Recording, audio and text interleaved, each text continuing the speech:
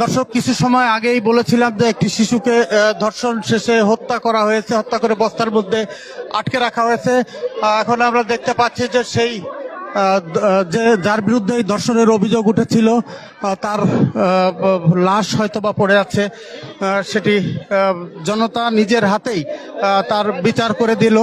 জনতা, স্থানীয়রা তারা এই ধর্ষণের নৃশংসতা ধর্ষণের নৃশংসতা এটা কিন্তু সহ্য করতে পারিনি স্থানীয় মানুষ। শত শত মানুষ তাকে মেরে থেতলে দিয়েছে একেবারে। এবং আমরা যারা দেখেছি যে ভেতরে কি অবস্থা, ওর এখন বেঁচে আছে?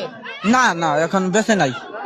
না না, একবার এই তো মনে করছেন ও খুব জঘন্য একটা অন্যায় করছে। সে মনে করে একটা বাচ্চা শিশু, তার হাতে কোনো হিংসা থাকতে পারে না। এই জানোয়ারটা সেই শিশুটারে এমন ভাবে হত্যা করছে, তা পাবলিকে সহ্য করতে পারে নাই। এই কারণে তারে একবারে বিদায় করে দেওয়া হলো, যাতে কেউ এরকম আর না করে। এরকম যাতে আর কেউ না করে, সেই কাজটা করে দেওয়া হইলো রে। এটা তো খুবই অন্যায় করছে। হ্যাঁ, খুব অন্যায় করছে।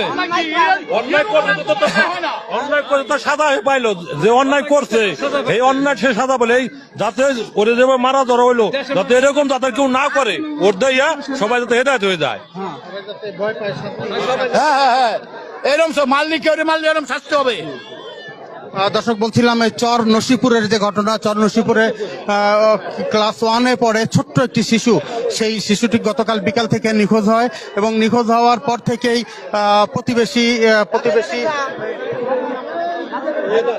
প্রতিবেশী হায়দারের বাড়িতে তার লাশ আজকে সন্ধ্যায় এসে পুলিশ খুঁজে পায় বা উদ্ধার করে, লাশ উদ্ধার করে। কিন্তু এই খবর পেয়ে শত শত মানুষ, গ্রামের শত শত মানুষ তারা কিন্তু এখানে ছুটে এসেছে এবং এই দৃশ্য দেখে তারা সহ্য করতে পারেনি।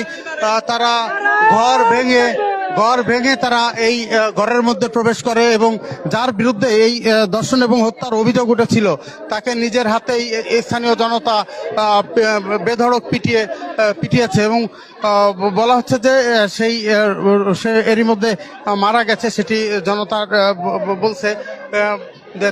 এবং বলছেন যে এটি আসলে তারা ক্ষুব্ধ হয়ে আসলে এই বিচারের যে মব জাস্টিস বা যাই বলি, এই ঘটনাটি ঘটিয়েছে, যাতে কেউ এর ধরনের ঘটনা আর কখনো না ঘটায়, কেউ যাতে এমন ঘটনা আর কখনো না ঘটায়, তাই দৃষ্টান্তমূলক শাস্তি তারা দিয়েছে, এটি দাবি করছেন।